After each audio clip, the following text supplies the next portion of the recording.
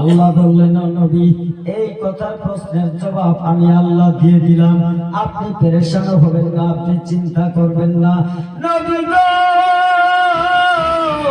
আপনার কোন সাহাবা যদি জিজ্ঞাসা করে, দুনিয়ার জমিনে কোন উম্মত যদি কোন আমার বান্দা যদি জিজ্ঞাসা করে যে আল্লাহকে কোন জায়গায় নাগল পাওয়া যাবে, আল্লাহকে কোন জায়গায় পাওয়া যাবে, আল্লাহর সঙ্গে কোন জায়গায় দেখা সাক্ষাৎ হবে, তাহলে আপনি নবী বলে দিবেন আসসালাতু মিরাজুল মুমিনিন। একটু চিল্লায় বলুন মারহাবা। আল্লাহ জানিয়ে দিলেন নবী আপনি বলবেন আসসালাতু নামাজ মিরাজুল মুমিনিন। বান্দা যখন নামাজের মধ্যে বসে যাবে, আহারে বান্দা যখন নামাজ পড়বে, বান্দা নামাজের মধ্যে দুইটা বৈঠক পাবে। একটা আউয়াল বৈঠক পাবে তাশাহুদের বৈঠক, দ্বিতীয়ত পাবে আখেরি তাশাহুদের বৈঠক। আখেরি বৈঠকের মাধ্যমে বান্দা যখন নিচের দিকে জানানো পড়লো, তখন বান্দা দোয়া তুলে যখন বান্দা ভরবে, ওই সময়কালে বান্দার সঙ্গে আমি আল্লাহর দেখা হয়ে যায়। যখন সুবহানাল্লাহ। নবী গো,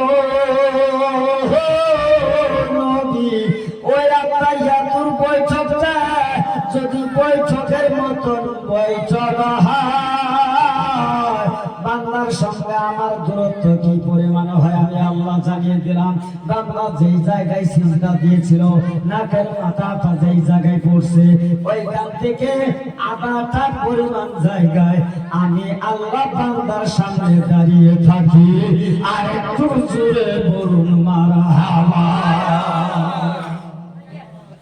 আসসালাতু মিরাজুল মুমিনিন।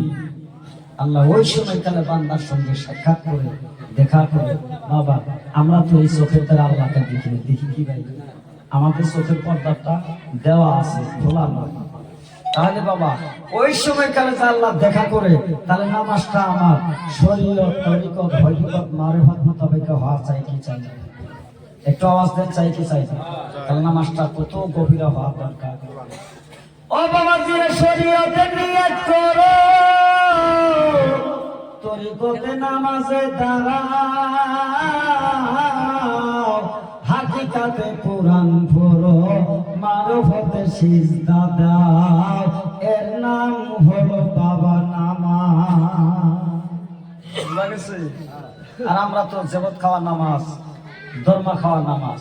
আমাকে নাম রাখছে ৫,০০০ টাকা মাসে দরমা দিছে, কাবাতে শরীফ হচ্ছে আল্লাহু আকবার, আসসালামু আলাইকুম ওয়া রাহমাতুল্লাহ, আসসালামু আলাইকুম ওয়া রাহমাতুল্লাহ, বিরহমাতিকা ইয়া আরহামার রাহিমিন। মসজিদ থেকে স্ট্যান্ডার মতন বানায় গেছে, মইতে দেখ ওই না তোর ঘাট ধরে যাইতে তোর নামাজ ছাড়া। কথা বোঝা গেছে? কথা বোঝা গেছে? ও বাবাজিরা, নামাজের মধ্যে শরীয়তে নিয়ত করেন।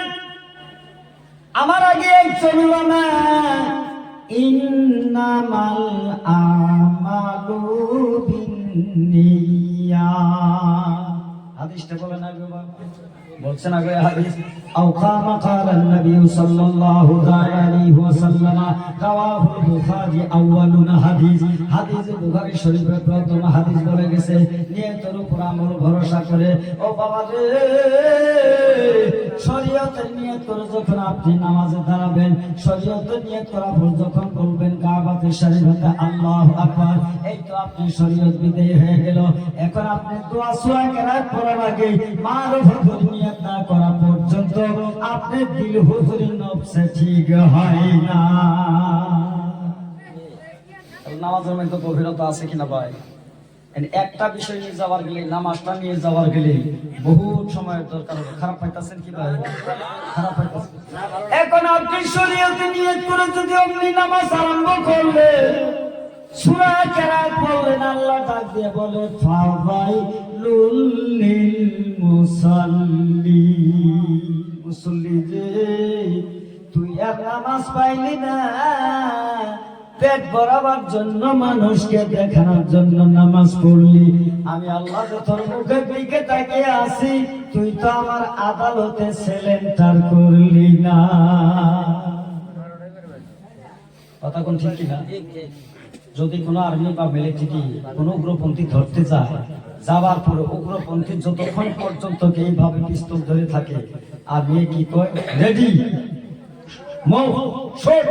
কয় কিনা, আর যখন পিস্তলটা সারি দিয়ে হাত তুলে তখন মেজর কয় সাইলেন্ট, তাহলে গুলি করা যাবে না, তাহলে আগে হাত টানছে। গতিকে এদের ধৈর্য নিয়ে এসে আদালতে তুললে সিলিন্ডার করে ছোট্ট মোটো একটা চাকরি দিয়ে দেয়, তাই দেনা।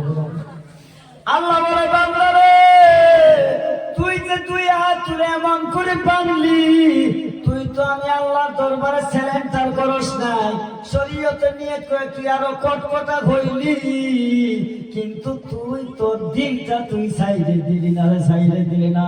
আমিও ফেরেশতাগণকে বলবো শোধহীন, তুমি তারপর কি তাকিয়ে থাকো, যতক্ষণ পর্যন্ত সিলেক্ট না করছি ওই বান্দার নামাজ যেন আমার আরশের মধ্যে পৌঁছে না। কথা বোঝা গেছে বাবা? তাই আপনি শরীয়তে নিয়ত করে আপনি যখন নিয়ত বাঁধবেন, ওই হাত বাঁধার অবস্থায় আপনি দিল হুজুরি করবেন, নিয়ত করেন আল্লাহ আল্লাহ গো, ও দয়াল মাহবুব, আমি যে হাতের উপর হাতটা বাঁধলাম মাহবুব, এ দুনিয়ার চোর, দুনিয়ার আর্মি মিলিটারি কোন আসামিকে যদি ধরতে যায় হাতের মধ্যে হ্যান্ডকাপ লাগায়, তাও জোরাজুরি করে ছুটার জন্য, কিন্তু আল্লাহ তোমার নামাজের মধ্যে দাঁড়াইছি, আমার হাতে কোনো আর্মি মিলিটারি হ্যান্ডকাপ দেওয়ার দরকার নাই, আমি নিজে আমার বাম হাতের উপর ডানা হাত দিয়ে তোমার আদালতে আসামি হয়ে গেছি। ও মাহবুব গো, এই যে আমি হ্যান্ডকাপ লাগাইলাম, আজ থেকে হাতের দ্বারাই মদ খাবো না, হাতের দ্বারাই সুগার টাকা আল্লাহ আমি আর দিব না, হাতের দ্বারাই কারো গালে আর চোট দিব না, এই হাতের দ্বারাই টাস খেলাবো না, আল্লাহ হাতের দ্বারাই কোন দুনিয়ার হারাম জিনিসকে আমি অপদস্থ করব না, হারাম জিনিস আমি কোনো ভক্ষণ করব না। আল্লাহ এইভাবে হাতটা আমি নিয়ে তোর উপর দিলাম, আল্লাহ হাতটা তোমার আদালতে সিলিন্ডার করে দিলাম, আজ থেকে দুনিয়ার লোভ লালসার মধ্যে আমার হাত ব্যবহার করব না। মাহবুব আলীদের মুখে শুনেছি কিয়ামতের ময়দানে উলাইকা সাহাবুল মাইমানা, যারা আমার নামায় ডানা হাতে পৌঁছে যাবে ওই ব্যক্তি বলে জান্নাতে চলে যাবে আল্লাহ, যারা আমার নামায় বাম হাতে আসবে ওই ব্যক্তিটা বলে জাহান্নামে যাবে। আল্লাহ আমার হাতের উপর হাত দিয়ে আমি এসে হয়ে গেলাম, আল্লাহ কিয়ামতের ময়দানে আমার নামা ডানা হাতে দিও, আল্লাহ আশা করার জন্য আমি নিয়তটা আমি ঠিক করলাম। এই বলে দিল হুজুর বলবে নিয়ত করে, তারপর সে তাওজু তাসবিহ ছাড়া করে আপনি সূরা ফাতিহা পাঠ করেন। আল্লাহ ওই সময়কালে তাওজু তাসবিহ আউযু বিল্লাহ বিসমিল্লাহ পড়ার আগে এই নিয়তের মাধ্যমে আল্লাহ ফেরেশতা ডাক দিয়ে বলে, ফেরেশতা দিল হুজুর বলবে নিয়ত করার জন্য, ওই বান্দার জীবনের গুনাহ মাফ কইরা দিলাম, একটু জোরে বলুন মারহাবা।